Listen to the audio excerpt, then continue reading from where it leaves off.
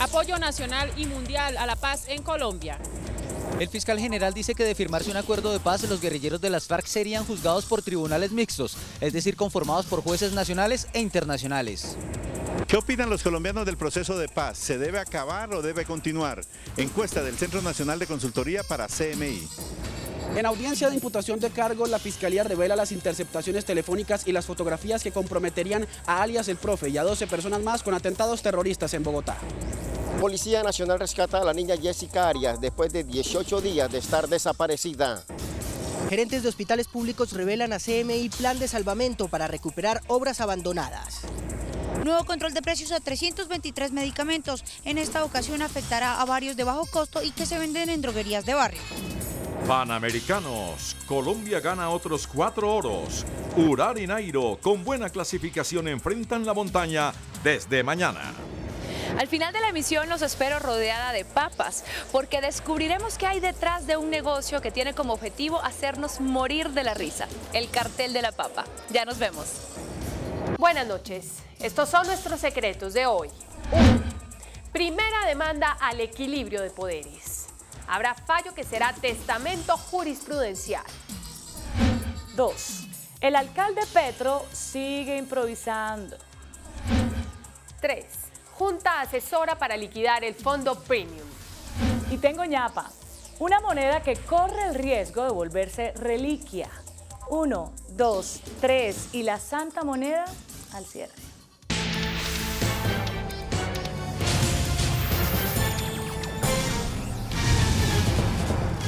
Buenas noches. Los acuerdos alcanzados entre el gobierno y las FARC para desescalar el conflicto y acelerar las negociaciones que permitan llegar a un cese bilateral y definitivo de las hostilidades recibieron un amplio apoyo de diferentes sectores.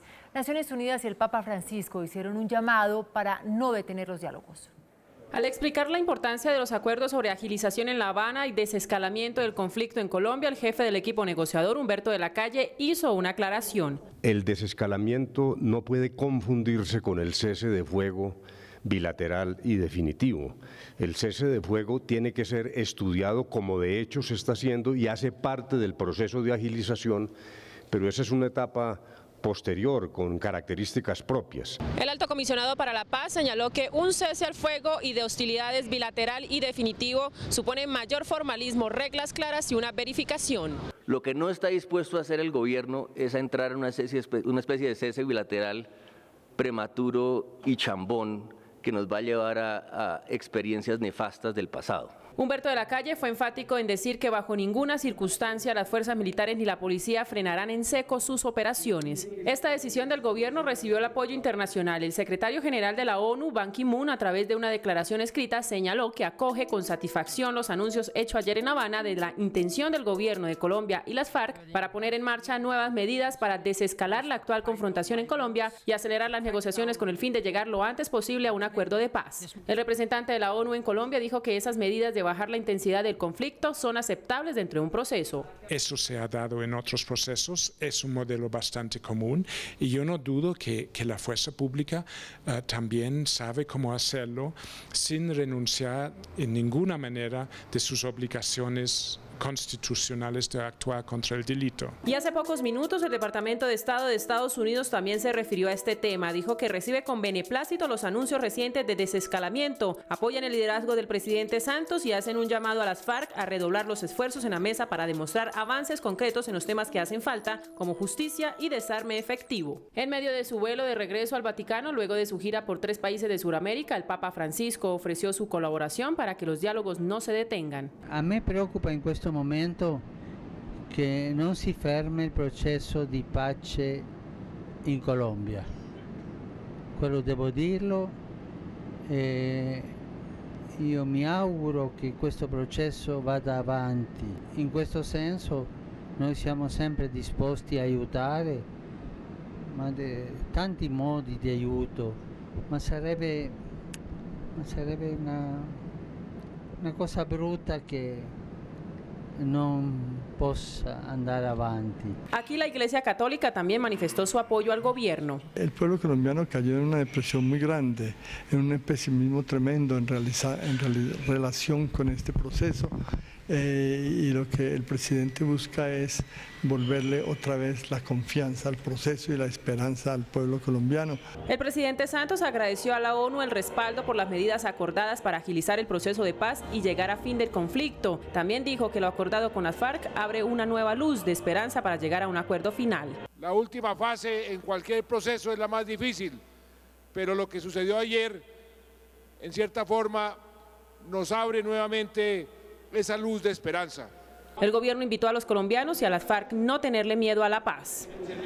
Por su parte, el fiscal general Eduardo Montalegre dijo que ante un eventual proceso de paz, los guerrilleros de las FARC serían condenados por un tribunal de justicia mixto conformado por jueces nacionales e internacionales. El fiscal general dijo que los máximos responsables de crímenes atroces deben ser juzgados por un tribunal especial mixto. De jueces nacionales y jueces internacionales, cuando se constituya ese tribunal, lo ideal es que ya la Fiscalía General de la Nación tenga consolidadas las investigaciones contra las FARC por los crímenes internacionales que han cometido durante el conflicto armado. El fiscal general también anunció una imputación masiva de cargos contra el secretariado de las FARC por delitos de lesa humanidad y crímenes de guerra. Sostuvo que no es posible pactar un proceso de paz si no existen sanciones contra los máximos responsables por este tipo de delitos. Si las FARC tienen voluntad real de paz, tienen que abandonar el modelo de justicia transicional fundamentado en amnistías e indultos.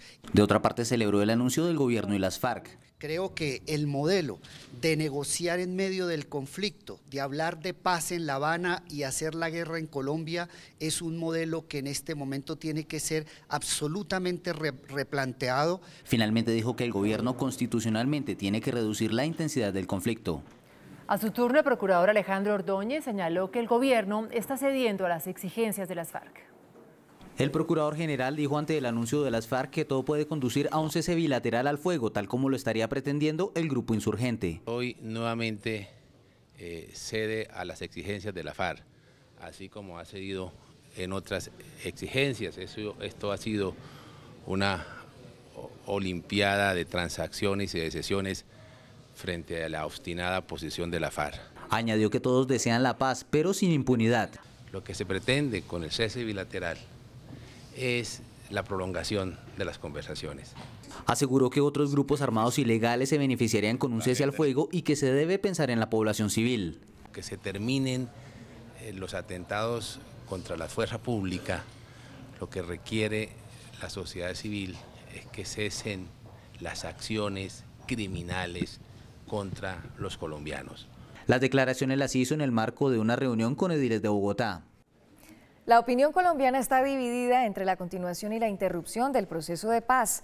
Así lo revela una encuesta realizada por el Centro Nacional de Consultoría para CMI. Estos son los resultados.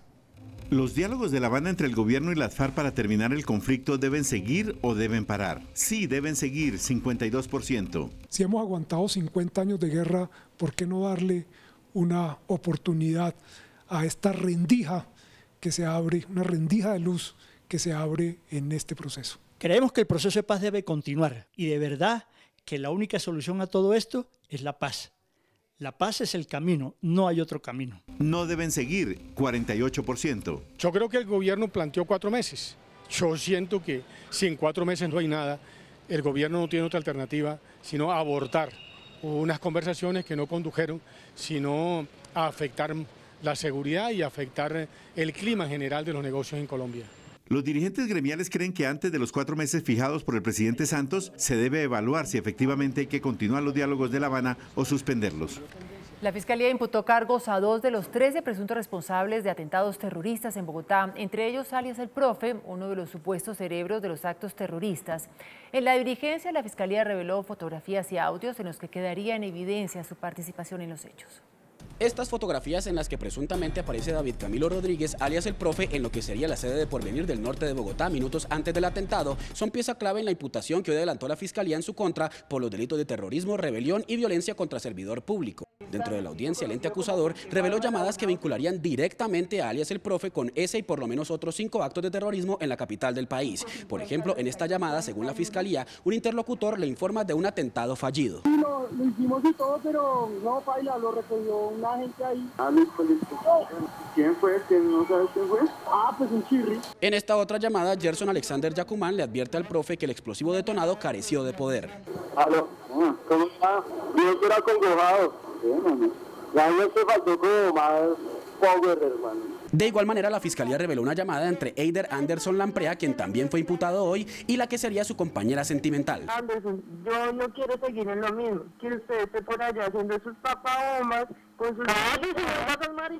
Mañana a las 8:30 de la mañana continuará la imputación de cargos contra las otras 11 personas que, según la fiscalía, están vinculadas a atentados terroristas en la capital del país. En un centro asistencial de Santa Marta se recupera una niña de 7 años que fue encontrada por la policía en el Parque Tayrona. La pequeña llevaba 18 días desaparecida.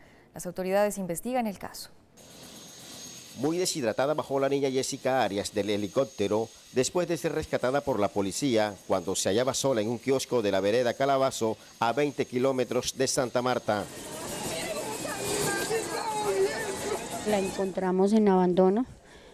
Sitio aislado, pero el objetivo no ha terminado aquí solamente con la traída de Jessica a casa, sino que vamos a esclarecer los hechos y en su debido tiempo podríamos estar mencionando qué fue lo que pasó y si hay alguna persona responsable de la desaparición de Jessica. ¡La mamá que venga!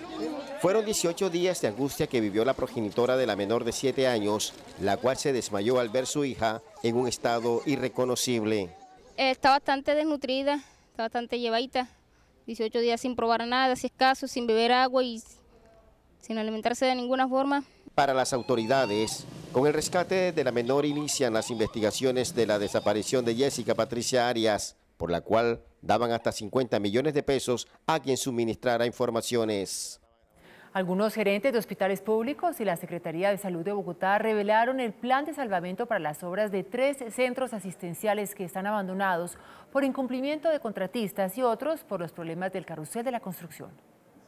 Una consultoría para el estudio de suelos, diseños definitivos y cumplimiento de normas sísmicas es el primer paso de salvamento para el hospital de Kennedy.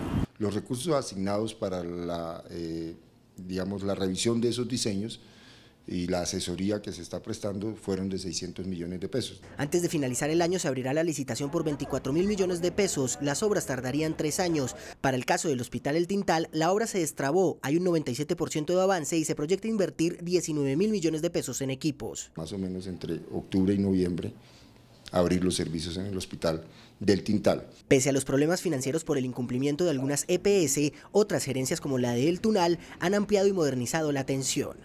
La unidad de contención pediátrica, hemos inaugurado la unidad de hemodinamia. Para el caso del Hospital de Meissen ya se dio el primer paso desde la Secretaría de Salud. Esa obra está saliendo en los próximos días a contratación, falta el 20% de la obra. El distrito aseguró que finalizará esta administración con 23 hospitales operando y 15 redes especializadas en atención médica. El Ministerio de Salud impondrá control de precios a 323 nuevos medicamentos. Entre los medicamentos seleccionados están varios genéricos con más de 3 y 4 competidores, que los hace tener un bajo costo y se consiguen en droguerías. Sin embargo, entrarían a control de precios. Por ejemplo, el Hiperlipen del laboratorio Sanofi, utilizado para el control del colesterol y los triglicéridos, tendrá un tope máximo de 3.624 pesos. Afecta a medicamentos cuyo precio es menor al de un dulce. Las farmacéuticas señalan que intervenir el mercado de la cadena comercial en las droguerías podría acabar con varios medicamentos. Hay un riesgo grave de que muchos productos de estos desaparezcan de la oferta comercial que hay tanto en las farmacias como en el sistema institucional. Las autoridades de salud pusieron fin a las terapias con caballos, perros y delfines para la atención de niños con autismo. En los últimos 9 años, los cobros al sistema de salud por terapias con animales se dispararon. Estos crecen de 240 millones en el año 2006 a un valor superior a los 62.000 millones en el año 2014. Las autoridades encontraron un carrusel de médicos, jueces y dueños de centros médicos que ofrecían terapias con perros, caballos y música, los cuales no les servían a los niños. Médicos tratantes muchas veces con conexiones con IPS particulares, con terapias sin ningún tipo de evidencia sobre costo-efectividad. No se encontró evidencia científica que apoye que las terapias ABA son útiles. Desde ahora las EPS no estarán obligadas a pagar este tipo de terapias, ni tampoco los cuidadores de los menores con autismo. 1.869.651 ciudadanos inscribieron su cédula en la última semana en los puestos de votación más cercanos a su residencia, lo que en concepto de las autoridades electorales puede ser un registro normal, pero en algunos municipios levantó sospechas sobre trasteo de votantes. El número de cédulas inscritas fue de 1.869.651. Bogotá fue la primera ciudad con número de inscritos, seguida por los departamentos de Valle, Antioquia, Atlántico y Norte de Santander. Un inusitado incremento en inscripción de ciudadanos detectaron las autoridades electorales en los últimos 8 días. En Campo de la Cruz, Atlántico, Herrán, Norte de Santander, Orocue, departamento del Casanare, en Panqueva, en Boyacá y en Alpujarra, departamento del Tolima. De acuerdo a los cuadros que se comparan con ejercicios anteriores, son los que prenden las alertas para efecto de que las autoridades investiguen si se trata de un fenómeno de transhumancia o qué comportamiento tiene eso. Quienes no se hayan inscrito y cambiaron de lugar de residencia pueden hacerlo todavía hasta el 25 de agosto, pero en la sede de la registraduría local. Un guerrillero de las FARC se desmovilizó en el Tolima y aseguró a las autoridades que tomó la decisión motivado por su familia y por el amor a una mujer. Se trata de Rodrigo Urbano Osorio, alias César, segundo al mando y jefe de finanzas de la columna Casica Gaitana del Frente 21 de las FARC, quien decidió entregarse voluntariamente ante el ejército de la 6ª Brigada argumentando 2 razones. La forma de pensar es armar un bienestar con la familia y un hogar con la persona que me enamoré. Realmente ese es el motivo fundamental. Este hombre durante 17 años perteneció a la guerrilla de las FARC y según las autoridades perteneció al comando conjunto hasta llegar a convertirse en hombre de confianza de alias El Mono Jojoy. En lo que va corrido de este año ya son 23 los guerrilleros de las FARC que se han acogido al programa de desmovilización del gobierno. Murió hoy el fundador de la Universidad San Martín, Mariano Alvear, investigado por la justicia penal por haberse apoderado de multimillonarios recursos de la institución educativa. Su muerte se produjo en una mansión de su propiedad en el puerto de Girardot, donde estaba bajo detención domiciliaria por orden de un juez de la República. La Fundación Universitaria fue intervenida por el Ministerio de Educación ante la quiebra económica. La Fiscalía asumió la investigación por el deceso de Alvear, de 76 años de edad, quien fundó la universidad en 1981. Las autoridades investigan varios correos electrónicos enviados a las cuentas personales de 300 contratistas del Grupo Guía de la Secretaría de Movilidad, en los que se estaría presionando a algunas personas para votar por la actual presidenta del Consejo, Nelly Patricia Mosquera. El 10 de mayo y el 15 de mayo, 2 correos electrónicos llegaron a las cuentas personales de 300 guías de la Secretaría de Movilidad, firmados por el ingeniero Camilo Gallardo. En ellos les pedían que votaran por la concejal Patricia Mosquera. Ahí nos daban información de ella, que era la presidenta del Consejo. En los correos se asegura que es la subsecretaria Luz Ángela Martínez, señalada hace unos meses de presionar a los policías de tránsito para aumentar el número de comparendos, quien va a garantizar que con el voto se mantengan los cargos y beneficios. Sí, para mí es un chantaje. El contratista involucrado dijo que es una suplantación de su correo personal. Que me haya dicho alguno de mis jefes, alguno de mis compañeros, en ningún momento. La concejal Mosquera dijo que no tiene cargos ni burocracia en el distrito. Jamás ha autorizado a nadie para que en su nombre pidan votos. El caso se encuentra en manos de la Fiscalía. Un grupo de carabineros logró rescatar un caballo que había caído en un hueco del cual no podía salir en Río Negro, Antioquia.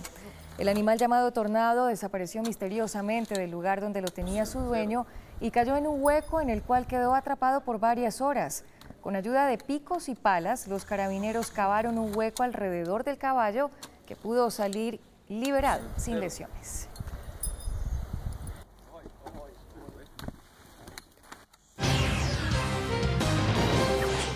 El ministro de Minas y Energía, Tomás González, afirmó que pese a los atentados contra la infraestructura petrolera, se logró mantener la producción de crudo por encima del 1.000.000 de barriles diarios. Pese al derrame del petróleo en el sur del país, se logró mantener la producción que para junio de 2015 alcanzó el 1.007.000 barriles por día. De esta manera se cumple por 9º mes consecutivo superar el rango del 1.000.000 de barriles. Lo que nos muestra junio es que a pesar de las dificultades pudimos mantener el 1.000.000 de barriles de producción. El funcionario espera que para el segundo semestre se mantenga la tendencia. El sector ha sido capaz de responder a ese trabajo conjunto de gobierno y empresas para mantener la producción. No se les olvide que el mejor antídoto a los bajos precios es mantener la producción. Para la industria petrolera se debe continuar con la política de impulsar la exploración. El país petrolero va a seguir haciendo un esfuerzo muy grande para mantener esa producción, pero seguramente hacia finales del año empezará a notarse una leve reducción en esa producción. Se espera cumplir con la meta del 1.000.000 de barriles al final del año. El próximo miércoles entran en vigencia las nuevas reglas para constructores en materia de instalación de redes de comunicaciones. El sector constructor asegura que la norma deja sin viabilidad a los proyectos de vivienda social. El reglamento de instalación de redes de telecomunicaciones endurece las exigencias a constructores en materia de calidad e infraestructura para las nuevas construcciones. Para que los distintos operadores de los servicios de televisión y de telecomunicaciones puedan prestarle sus servicios a los usuarios, dándoles a ellos la posibilidad de que escojan qué operador es el que les va a ofrecer a ellos sus servicios. El nuevo reglamento, que entrará en vigencia en 2 días, tiene en vilo a los constructores, que aseguran que dejaría a la vivienda social del país sin viabilidad por el incremento en sus costos. En el caso de vivienda de interés social y prioritario puede estar alrededor de 1 a 2 millones de pesos por vivienda, lo cual, vuelvo y repito, la hace inviable. Los constructores le solicitaron a la Comisión de Regulación de Comunicaciones suspender la entrada en vigencia de este nuevo reglamento. La inversión extranjera directa cayó 26% en el primer trimestre de 2015, según reveló el Banco de la República.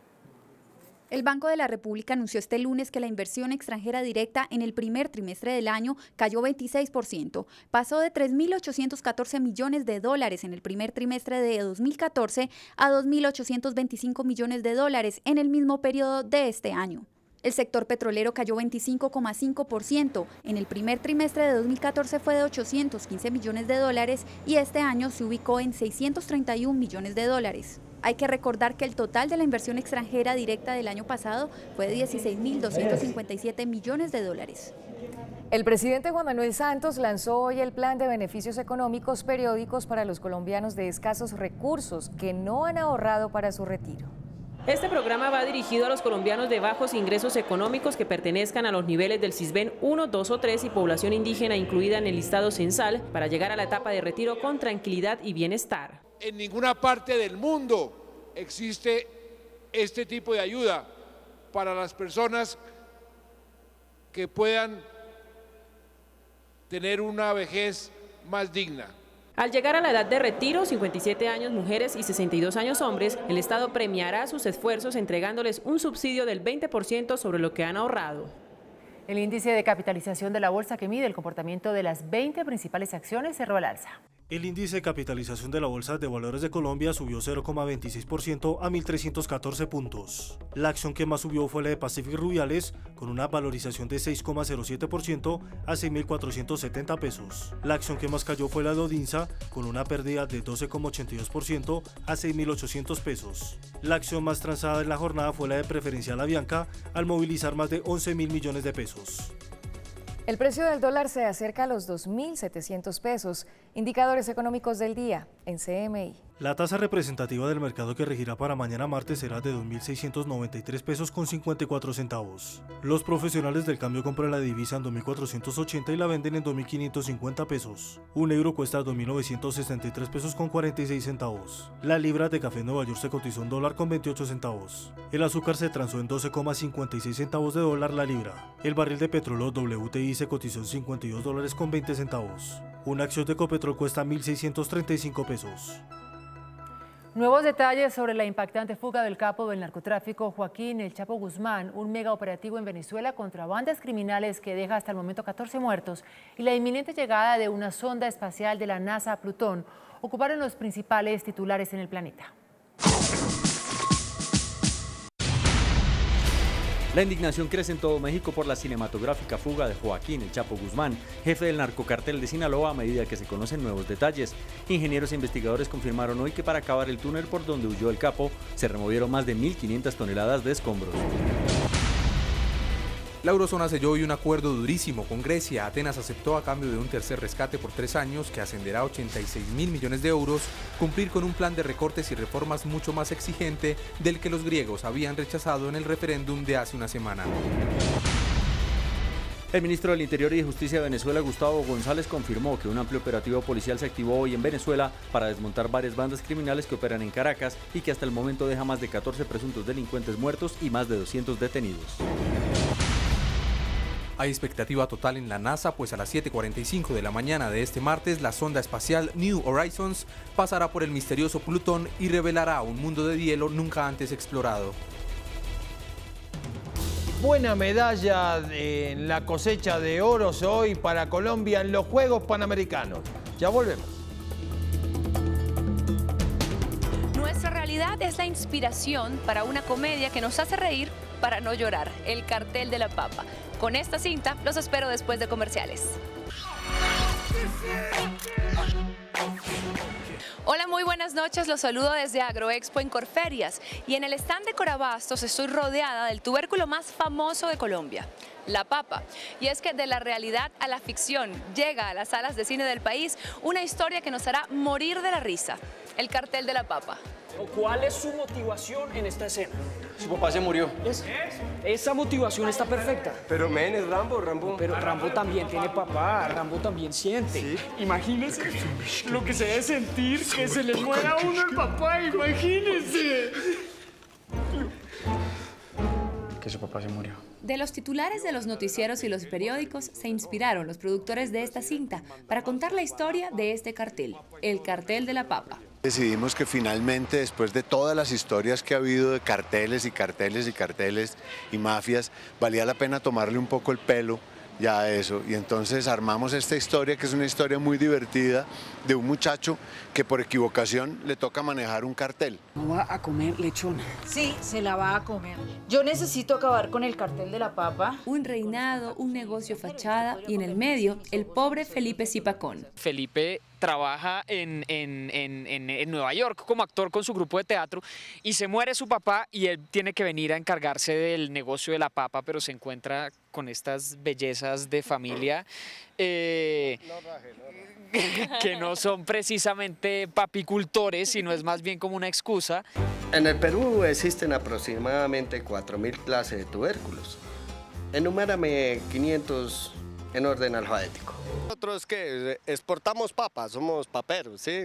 De eso es que vivimos, meramente nada más. No, ¿qué es lo que se esconde ahí detrás? ¿Qué es lo que se encontró acá? ¿Sí usted de qué está hablando? Hola, esta, no se esconde nada, aquí no se esconde nada. La mera familia que trafica, que exporta papa. ¿A ti cómo te gustan las papas? Bueno, pues a mí me gustan fritas y con salsita de tomate.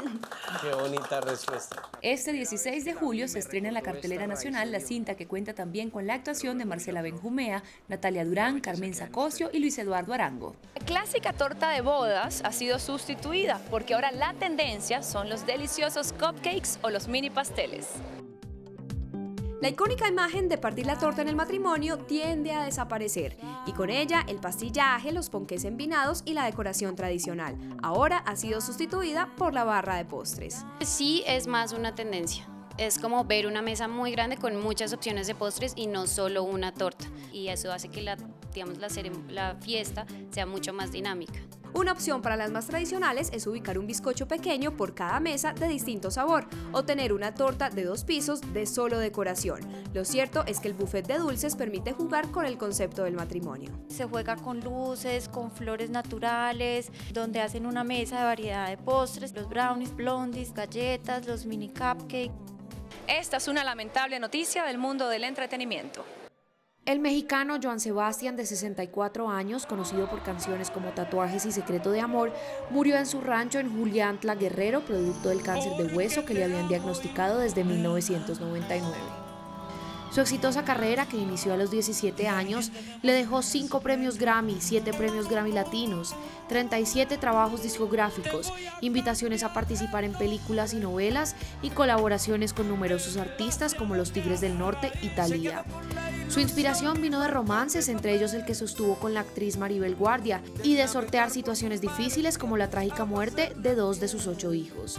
El Huracán del Sur se retiró en 2014 de los jaripeos, donde forjó su carrera.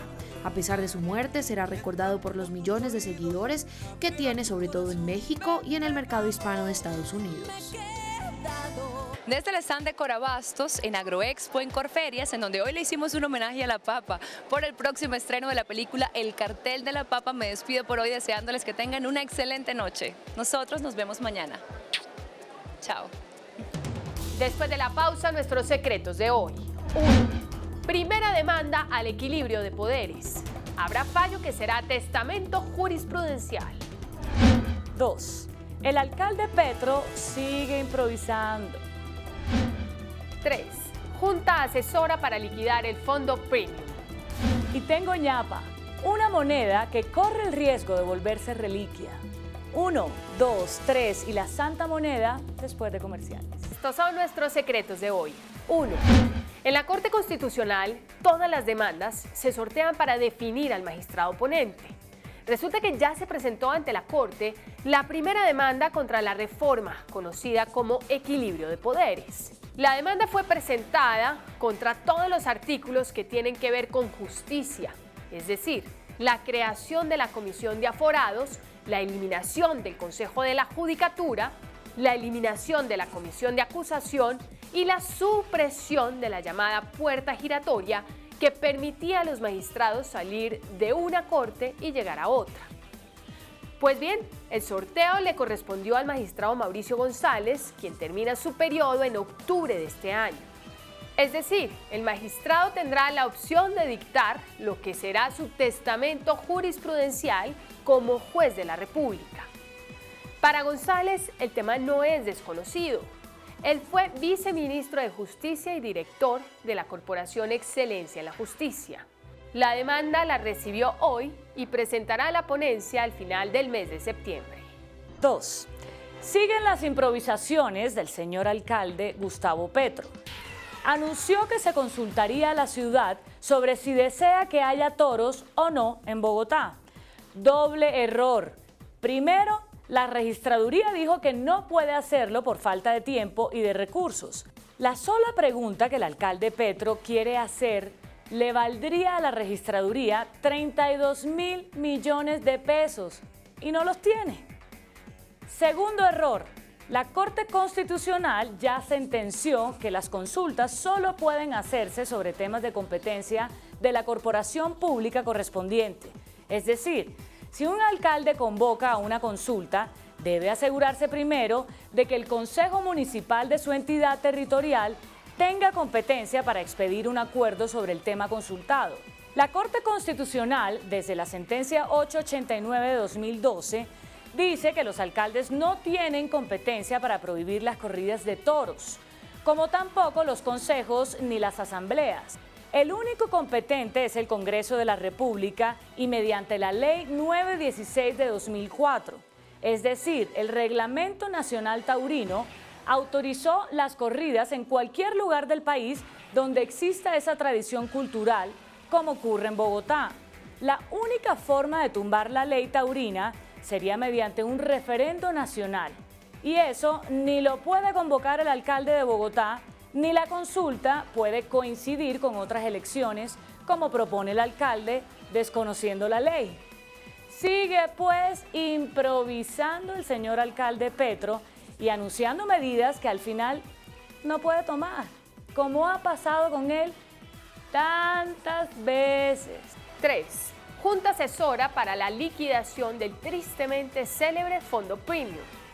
El agente liquidador del Fondo Premium, Alejandro Rebollo, decidió salirles al paso a los señalamientos sobre demoras y excesos en los gastos de liquidación del fondo que hacen los propios promotores de Premium, los hoy detenidos Juan Carlos Ortiz y Tomás Jaramillo.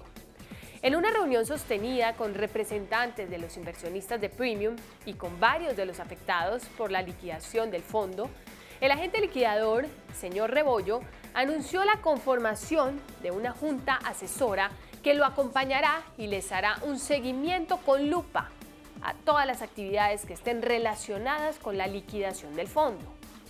La Junta está en proceso de conformación y ya anunciaron su intención de hacer parte de ella el abogado Sergio Rodríguez Azuero, quien representa a varias de las víctimas de Premium, igualmente varios de los afectados, como Luis Felipe García y Juan Manuel Chávez. La Junta terminará de conformarse esta misma semana y antes de un mes entregará el primer informe. Tengo ñapa. El Banco de la República ultima todos los detalles para dar el visto bueno a una nueva moneda. Se trata de la moneda de más alta denominación que se ha hecho en Colombia, 5.000 pesos. Sale a circulación en noviembre y se acuñará en homenaje a la primera santa colombiana, la Madre Laura. El diseño final de la moneda se escogerá en la próxima reunión de la Junta Directiva del Banco el 31 de julio. La moneda tendrá en una cara la imagen de la santa y en la otra la Catedral de Jericó en Antioquia, pueblo natal de Santa Laura. El gerente del Banco de la República, J. Uribe, teme que los colombianos conviertan la nueva moneda de 5.000 en objeto de veneración y decidan guardarlas. Por eso está elevando numerosas plegarias. Madre Laura, que estás en los cielos, haz que tus monedas no llenen las alcancías. Hasta mañana, que descansen.